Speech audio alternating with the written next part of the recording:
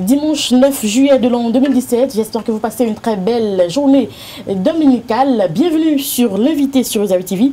Nous avons ce jour le plaisir de recevoir pour vous l'honorable Orden Aladatin. Bonjour. Bonjour. Bienvenue sur Usawi TV. C'est un plaisir. Et pour conduire l'entretien avec moi, Kader Achirou, bonjour. Bonjour Nadège. Bienvenue. Merci. Alors, honorable Aladatin, bonjour. Bonjour. Alors, vous avez participé aux assises incarnant la première session ordinaire de l'année 2017. Alors, que pouvons-nous retenir à l'issue de cette clôture?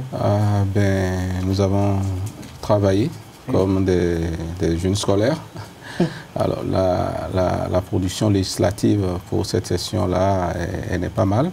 Oui. 5 projets, propositions de textes qui ont été votés, au nombre desquels vous avez une loi au profit des personnes handicapées, une loi sur l'identification des personnes physiques, une véritable révolution, parce qu'à partir de cela, chaque Béninois, quand ça sera mis en œuvre, aura un identifiant unique qui pourra permettre de faire beaucoup d'applications et beaucoup de données, donc nominatives, personnelles, et c'est une vraie révolution. Nous avions une loi sur les zones économiques spéciales, qui sont des zones de développement. Nous avons voté le code du numérique. Nous sommes les précurseurs dans le domaine parce que aucun pays, encore dans la sous-région, n'a doté son pays d'un code du numérique. Et ça a été fait. Et il y a une loi modificative sur le code foncier. Désormais, nous revenons au titre foncier avec beaucoup de facilité pour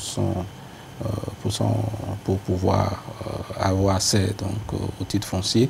Donc la production législative, elle est énorme. Au-delà de ça, c'est des accords de ratification, au total autour de 150 milliards de francs CFA ratifiés au profit donc, du gouvernement. Et puis le contrôle, c'est la production législative, vous légiférez au Parlement, après vous contrôlez l'action du gouvernement. De ce point de vue, il y a eu beaucoup de questions d'actualité, de questions orales sur des questions qui nous préoccupent, dans le secteur du coton, dans le secteur de l'éducation et dans beaucoup d'autres secteurs dont le gouvernement est venu s'expliquer, se justifier. Nous avons mis en place 2 missions d'enquête parlementaire sur Maria Aguilera, on connaît de triste mémoire, et sur la gestion du fonds d'aide à la culture.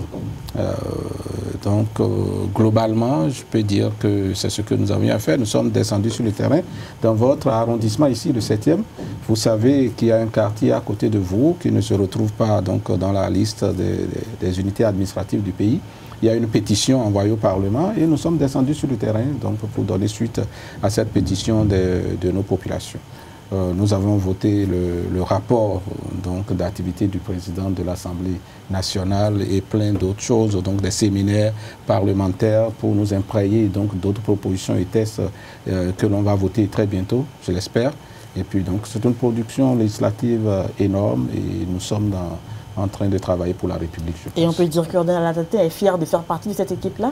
Ah oui, je pense. Depuis que je siège au Parlement, je peux vous dire que les collègues et nous travaillons. Ça, ce n'est pas la perception que j'avais, donc député bavard et tout.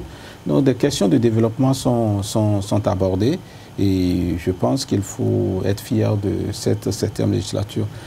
Nous étions très très fiers des premières et deuxièmes législatures, mais je pense qu'au niveau du contenu, au niveau donc de la qualité des débats, je peux donner un satisfait aux collègues.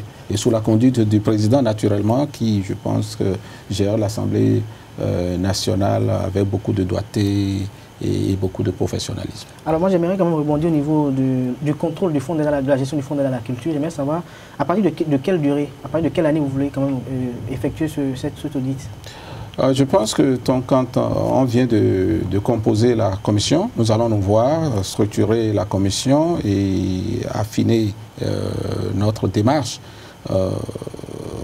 Ça a été mis en place à la suite d'une interpellation d'un collègue qui a formulé ses desiderata par rapport à la question. Je pense que la commission va se voir et encadrer un peu ce que l'on va faire sur le terrain. Alors, honorable Orden Aladatin, on va parler maintenant de politique. Comme vous savez, les partis politiques traversent une crise sans précédent dans notre pays. Qu'est-ce qui peut expliquer cette situation? On parlait déjà de politique, si on parlait du Parlement. D'une autre manière, là, c'est vrai. Voilà, c'est quand même le haut lieu de la politique. Non, vous parlez des partis politiques et la crise au cœur des partis politiques. On pourrait identifier 3 catégories de problèmes. Donc c'est un problème de gouvernance interne des partis qui se pose d'abord. Quand j'observe ce qui se passe dans la plupart des partis au Bénin. Et quand vous parlez de la crise au sein des partis, bon, on connaît la crise au cœur de l'ARB, vous parlez de ça, au cœur du PSD. Je ne pense pas qu'il y en ait d'autres de CRIA aujourd'hui. Les FCBE également. Les FCBE, il y a mouvement au niveau des il y a mouvement, c'est clair. Et les FCBE ne sont pas un parti politique. Voilà, donc vous avez dit crise au sein des partis. La FCBE, c'est un regroupement de partis, de mouvements, de personnalités. Ce n'est pas un parti. Donc prenons donc la RB, le PSD. Globalement, c'est une question donc, de gouvernance interne. C'est une question d'hommes. On pourra identifier aussi des questions liées au financement, au mode de financement interne des partis politiques. Alors, tous ces problèmes-là, l'un mis dans l'autre, ça peut générer ce que nous sommes en train d'observer aujourd'hui. C'est des questions qui ne sont pas nouvelles, c'est des questions qui ont toujours agité les partis. Et c'est comme en matière de développement institutionnel. Une association, qu'elle soit politique ou non, naît, grandit et meurt. Et à chacune des étapes de son développement, vous avez des crises. Et la manière dont vous arrivez à transcender ces crises permet de vous enraciner ou de vous faire disparaître. Donc voilà, je pense que ces partis-là vont trouver à l'interne des solutions, les arguments pour pouvoir aller au-delà des crises qui les secouent actuellement. Alors, Daniel, aujourd'hui, beaucoup de Béninois pensent ou estiment que le président Patrice Talon est l'instigateur de ces différentes crises observées au niveau de la Renaissance du Bénin, du PSD. Pour le cas de la Renaissance du Bénin, il a expliqué quand même que c'est des questions de représailles politiques, comme la RB n'avait pas soutenu le président Patrice Talon lors de son avènement au pouvoir. Au niveau du PSD, on en veut à Emmanuel Goulou d'être du côté de Sébastien Germain-Adjavon, et on connaît quand même les acquaintances de Sébastien Germain-Adjavon avec Patrice Talon. Et au niveau des FCBE, puisque vous avez... Au niveau des FCBE, c'est une alliance, je ne vais pas vous dire. Voilà, parce que vous aviez annoncé la crise au niveau, et vous l'avez dit avec un sourire dans le coin. D'accord. Non, je pense que c'est de la fuite en avant, c'est la recherche...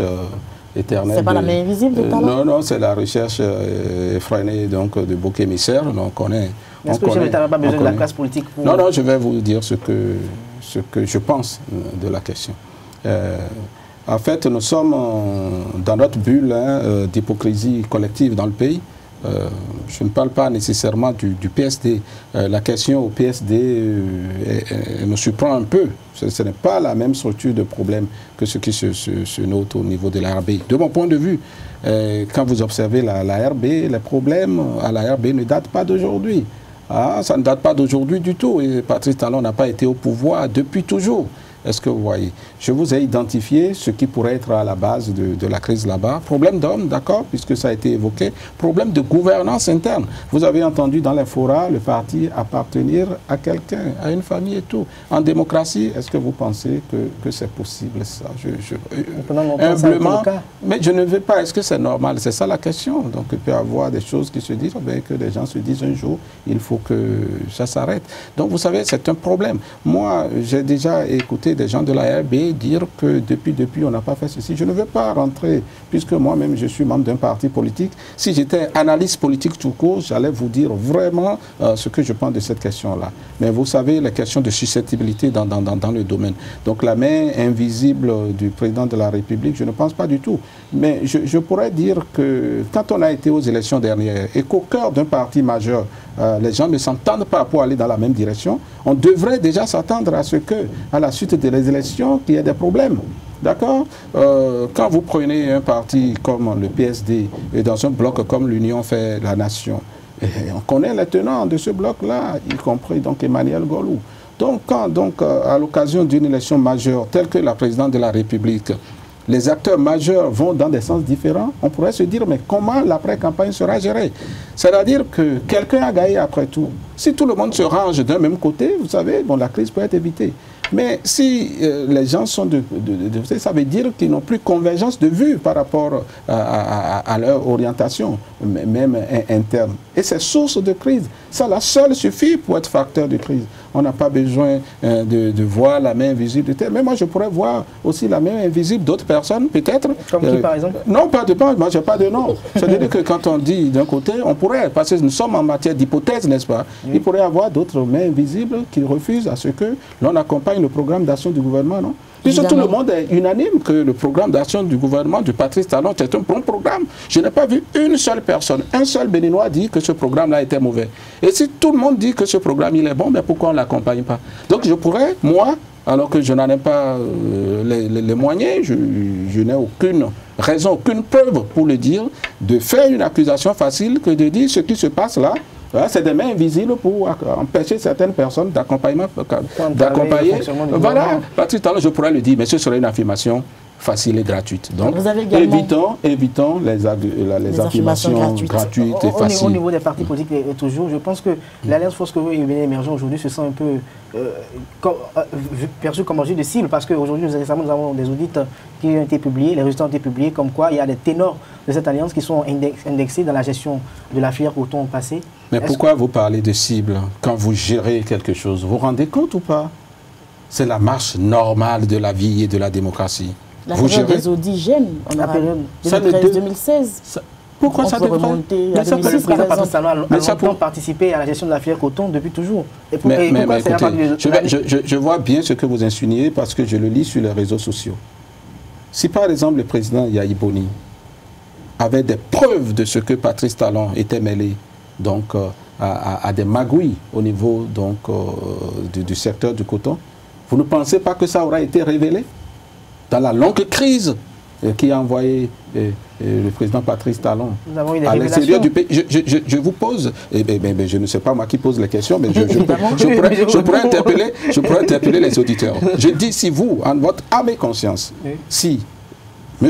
Patrice Talon était mêlé à des magouilles, est-ce que vous ne pensez pas que ça aurait été révélé dans cette période de longue crise que le Bénin a connue entre ces deux hommes-là? Cela dit, nous sommes en train de gérer un pays et n'oubliez pas que déjà au Parlement, il y a une résolution allant dans ce sens. L'honorable Dakwe Soussou a déjà demandé au Parlement de mettre en place une mission d'enquête parlementaire pour aller fouiller ce qui s'est passé autour du coton et de la Sonapra. Et c'est encore ça, tout le monde sait. Est-ce qu'on va encore perdre du temps dans les problèmes? Parce qu'il faut quand même que le pays soit développé. Ça fait pratiquement... Madame... Est-ce qu'on va penser au développement finalement? S'il vous plaît, mais ça fait penser au développement. Vous savez de combien de milliards on parle là? Vous pouvez avoir un développement sans ces milliards-là investis dans le public? C'est de ça qu'il est question. L'argent qui est destiné au développement, le gouvernement veut savoir comment ça a été géré. C'est de ça qu'il est question. Ça là, c'est le développement. Mais avoir la manière dont les audits sont réalisés aujourd'hui, on a l'impression qu'avant 2013, le pays était très bien géré et c'est à partir de 2013 que... Non, mais qu'est-ce que vous dites avant 2013? Est-ce que Patrice Talon a géré le pays depuis cette période-là? Alors, attendez. Pourquoi, dans les périodes que vous indiquez là, il n'y a pas eu d'audit? Il n'y en a pas eu des audits? Oui. Pourquoi n'a-t-on pas eu donc, des suites par rapport aux audits? Et pourquoi vous voulez faire porter la responsabilité à Patrice Talon et au gouvernement actuel? Il n'y a eu personne qui a dirigé ce pays-là depuis. Pourquoi on fait ça? Bon, ce n'est pas vous qui le dites, mais c'est l'opinion. Pourquoi l'opinion pense? Et l'opinion. Et quand j'interroge le passé, les marches de soutien, la propagande, mais l'argent là, ça vient d'où? Et je vois certaines personnes qui parlent aujourd'hui et qui sont transformées en donateurs. Des personnes que j'ai connues, qui ont évolué, qui sont transformées en donateurs. Tous les week-ends, ils étaient en train d'aller donner des vivres, des dons. Ils ont trouvé l'argent où? C'est ça qu'il est question, le social. C'est très facile de parler du social. Mais l'argent là, personne ne se demande où est-ce que ces personnes-là. C'est comme si moi, je ne vous connais pas, je vous ai connu sur le plateau, et après demain, je vous vois avec chapeau et tout, et vous allez donner. Puis je dis, mais si vous me donnez l'honorable, ça me déplaire, ça. Mais je ne parle pas de moi. Je dis Nadège, je pense que c'est comme ça. Et puis demain, je vous vois avec une belle voiture. Bon, la belle voiture, vous pouvez la voir, mais déjà vous pouvez la voir. Voilà, et puis après, donc, vous avez le foulard antenne parabolique, antenne parabolique sur le terrain, en train de donner et de donner. Mais moi, ce qui va se passer dans ma tête, je me dis, mais comment? Elle est opérateur. Mais elle retire l'argent. Peut-être que c'est une fondation. Peut-être que c'est une fondation internationale, une ONG. Mais pourquoi aujourd'hui ça ne continue pas? Mais moi j'observe et j'analyse, mais je dis, mais pourquoi aujourd'hui ça ne continue pas? Parce que vous n'avez pas le social. Je pense que non, je ne parle pas de nous. Je parle de ceux qui le faisaient spontanément, génération spontanée dans le domaine, et qui ne le font plus. On devrait se poser cette question-là. Et c'est ça le développement, cher ami. Ok, d'accord. Donc, selon vous, oui, on va revenir à la destitution du maire de Ouidah. Vous avez appris cette destitution-là? Oh, ben, oui, est-ce que cela vous a inspiré? Là aussi, non, on voit arrêtons ça. Arrêtons ça. Le maire de Djidja, le maire de Djidja, qui a fait campagne intensément pour Patrice Talon, a été destitué, personne n'en a parlé. Et lui, il a dit qu'il a été destitué parce qu'il a fait campagne pour Patrice Talon. On dit quoi là? Alors, donc, moi je dis que c'est un problème qu'il faut régler. Ça pose deux problèmes. Hein. Oui. On ne peut pas mettre en place une équipe, un maire qui n'a pas la possibilité de travailler. Chez nous, ça devient redondant, ça devient récurrent. Et ce n'est pas de nature à assurer la continuité, la tranquillité au niveau donc, de nos communes. De ce point de vue, ce n'est pas très bien. Mais quand on voit de près aussi, il se pose des problèmes de gouvernance.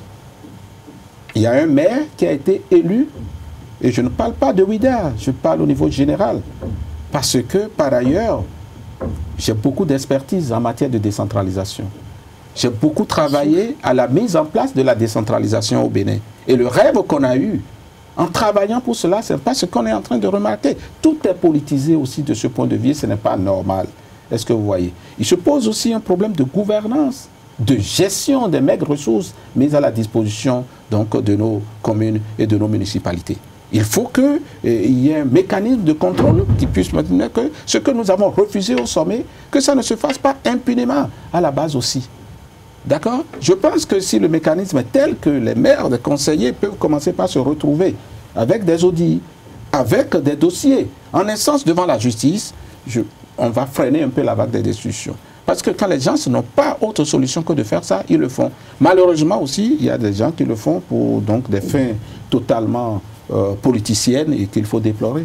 Donc, je n'ai pas de fixation sur le cas de la mairie de Ouidah. La démocratie en marche, nous devons travailler à affiner les choses, à améliorer nos textes pour que on travaille pour les communautés en définitive. Alors, tout à l'heure, vous étiez en train de parler du programme d'action du gouvernement. Alors, dites-nous, comment se porte le Bénin aujourd'hui à l'aide du Bénin révélé? Pas encore tel que nous le souhaitons, parce que nous sommes venus de loin, vous savez, et puis donc il n'y a pas de bâton magique pour inverser ce que notre pays a été depuis 1960. Nous avons entretenu des plaies, nous avons évolué dans de la facilité. Vous venez de parler donc des milliards qu'on ne retrouve pas et tout ça là, il faut aller. Je n'accuse personne du tout, on est à l'étape d'audit. Il y a eu des suspicions peut-être légitimes. Il n'y a que la justice qui puisse nous dire ce qui s'est passé. Est-ce que vous voyez? Donc, les 10 dernières années, vous avez vu dans quelle déconfiture, surtout morale, nous avons été. Ce que moi, je reproche surtout aux 10 dernières années, c'est la déconfiture morale. Parce que si au niveau moral, nous ne sommes pas entamés, nous ne sommes pas atteints, je pense qu'on peut trouver les ressources intérieures pour rebondir. Mais nous avons été très loin. Donc, quand on a hérité d'un système comme ça, ce n'est pas évident. Donc je pense que l'équipe gouvernementale est à la tâche. Il faut reconstruire ce pays-là. Ce n'est pas facile. Et l'édifice qui veut se révéler, c'est un édifice puissant et qui nécessite qu'il y ait une fondation en béton. Et donc ces personnes-là travaillent sans relâche, avec en tête le président de la République qui pousse même force les limites de sa propre santé. Vous voyez? Donc à partir de cet instant, pour faire la fondation, on ne voit pas ce qui transpire en bas. Alors, on ne voit pas ce qui transpire en bas, mais je pense que c'est fin prêt là, et vous allez voir l'édifice émerger. Et parlant toujours du PSG, on a remarqué qu'il y a plusieurs séances de sensibilisation qui ont été organisées. Est-ce que le peuple vous a bien accueilli, la délégation qui... Non, ça va, moi je ne suis pas partout, mais je vois sur le terrain, moi je suis aussi sur le terrain. Ça s'est imposé. Vous savez, le président de la République, à ses ministres, avait dit, je pense, parce que les ministres me l'ont dit, je ne suis pas au Conseil des ministres, qui ne veut pas voir les gens. Mais quand vous faites des cérémonies parrainage ici, vous avez observé pendant 18 mois, vous n'avez vu pendant 18 mois les ministres sur le terrain, en train de parrainer, de sponsoriser. Vous ne les avez pas vus. Ils étaient à la tâche. Mais quand vous laissez le terrain, les gens se parlent de normaux communication aussi de ce point de vue. D'accord ?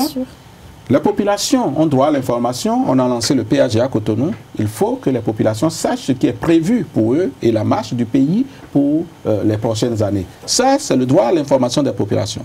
Mais au-delà de ça, mais il faut aller sur le terrain pour freiner l'intox et pour désintoxiquer les populations. Et moi, je vais parfois sur le terrain, d'accord, pour l'information, c'est ça l'essentiel. Je ne le fais pas pour un homme, Patrice Talon. C'est un programme que nous accompagnons, d'accord, mais aussi pour désintoxiquer.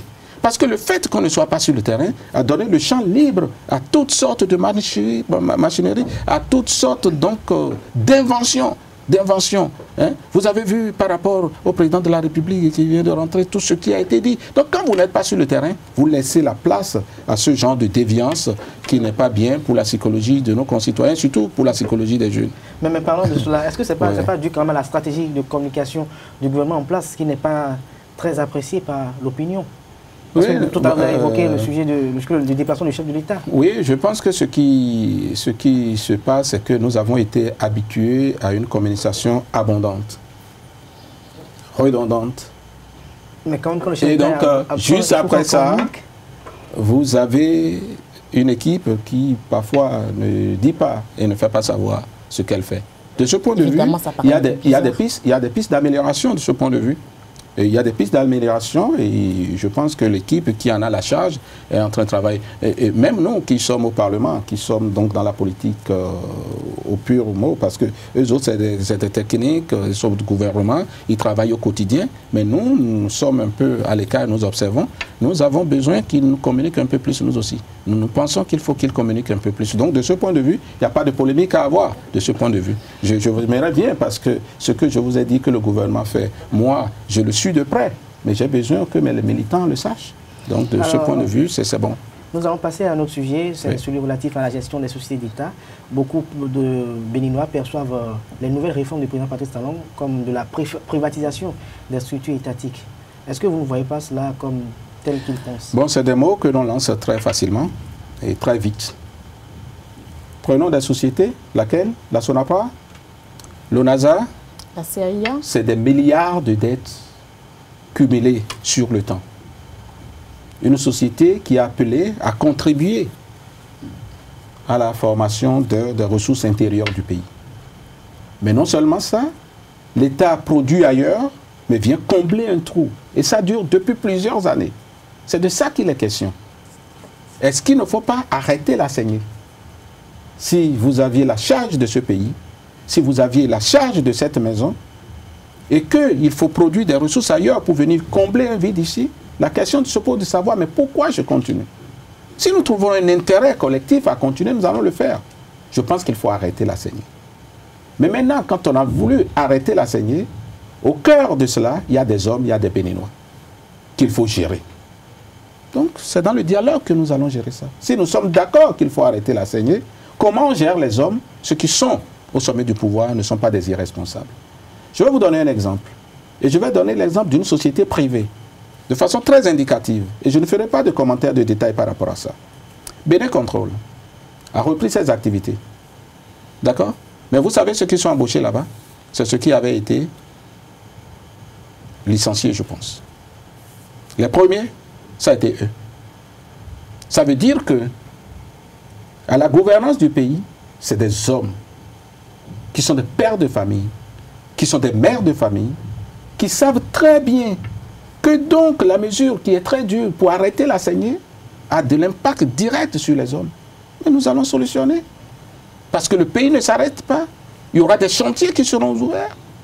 Et ces personnes-là, je pense que le gouvernement va mettre en place une politique pour que ceux qui vont perdre, parce que quand on a arrêté la CIE, tous ne vont pas perdre leur emploi. C'est faux. Mais ceux qui vont perdre leur emploi. Mais ceux qui vont perdre leur emploi, il y a la législation qui a prévu comment il faut gérer ce genre de situation. Je pense que ça va être géré. Mais la dimension humaine de la chose, il faut aussi solutionner cela. Évidemment. Voilà. Et je pense que le gouvernement va le faire, puisque ces personnes-là, c'est des enfants de ce pays-là. Et donc, il n'est pas très bien de prendre donc les membres du gouvernement comme des extraterrestres. Ce dont il est question, c'est une saignée. Bénin Télécom, ainsi de suite, c'est des saignées, c'est des trous. Vous imaginez, moi, le premier réseau auquel j'ai adhéré, c'est Libercom. Mais où se trouve Libercom aujourd'hui? C'est de cela qu'il est question. Que l'État ne sait pas faire des affaires. Vous avez beau mettre toutes les conditions, l'État n'est pas fait pour être commerçant. C'est de cela. Et que résolument, nous devons de résoudre à comprendre cela. Et quand vous allez vers la constitution du Bénin, le modèle économique du Bénin a été mis dans la constitution du Bénin. Et ça, personne ne le dit. Après, tout le monde va parler. Tout le monde va parler et tous les courants vont s'affronter sur le champ donc, de la prise de décision. Finalement, il faut qu'on permette à celui qui est élu, dans le dialogue, de pouvoir gérer ce problème-là. Et c'est ça la question des réformes. C'est ça la question des réformes. Tout le monde sait que la rupture, c'est rompre avec les pratiques du passé. Ça, mais chacun de nous croit que cette rupture concerne que les gouvernants. Et que soit on n'a aucun effort à faire.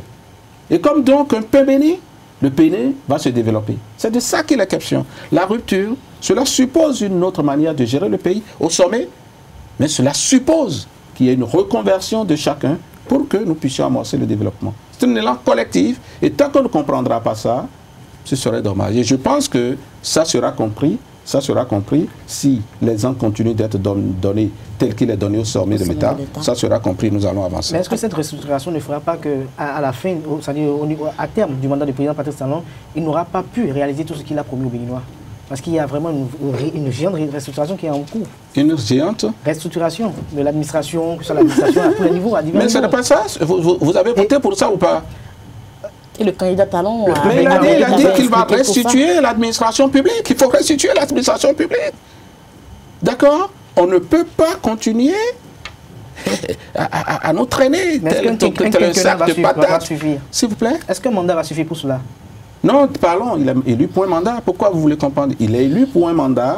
Il faut qu'on fasse très bien. Et moi, mon rêve, c'est que le PAG avance et que le PAG soit mis en œuvre. Après, on avisera. Le président l'a dit. Il n'y a pas meilleur mot. Bien sûr, on aura besoin de ça à la fin de l'entretien. Ah, oui. Vous allez nous dire un mot sur dans le secteur de l'enseignement supérieur, oui, avec le fait que l'État a initié un examen national rien que pour les établissements privés. Non, ben, il y a déjà un examen pour les établissements publics. Ça se fait, c'est l'examen pour les établissements publics. Il se fait simplement que l'État ne peut plus assurer la formation pour tous. Donc, les privés sont rentrés dans le système, et tant mieux. Parce que si au Bénin, il n'y avait pas les privés, je ne sais pas ce que l'enseignement, l'éducation nationale serait devenu. Et là, par rapport à cela, moi, je dis bravo aux privés. Mais quand on a fini de dire ça, mais il faudrait que l'État ait un œil là-dedans. Et c'est pour organiser l'œil de l'État qu'il a été institué la signature donc, du gouvernement par rapport aux diplômes qui sont délivrés par les établissements privés. Mais vous savez que ces dernières années, il y a beaucoup de plaintes au niveau diplomatique et tout, que des pays nous disent, mais frère, vous formez mal nos étudiants qu'on envoie chez vous. Ça devient redondant. Et ça, le gouvernement ne le dit pas assez. Ça vient du Gabon, ça vient du Nigeria, ça vient d'un peu partout cela. Donc l'État est obligé de prendre ses responsabilités. Sous quelle forme? En disant que ben, vraiment je ne signe plus les diplômes, en quoi disant? L'État ne peut pas dire, parce que la plupart des écoles aussi, il y en a beaucoup qui ne respectent pas les critères de mise en place des établissements de formation. Mais on l'a laissé, donc le désordre se perpétuer depuis longtemps, et l'État ne peut pas venir aujourd'hui et dire j'arrête, et puis donc si vous ne respectez pas les critères, je ferme, je ferme, je ferme, je ferme.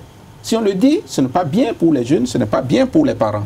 À partir de cet instant, J'ai écouté le gouvernement, c'est le juste milieu pour dire je vais avoir un œil sur ce que vous dites et ça fait tourner. Je pense que ce qui frustre beaucoup plus, qui frustre les gens, parce que nous sommes presque à la fin de en fait, l'invité. l'examen aujourd'hui est prévu pour les établissements privés d'enseignement supérieur et non pour le public. Ceux qui sont dans le public... Non, mais attends, ils ont déjà leur examen et c'est un examen organisé déjà par l'État là-bas.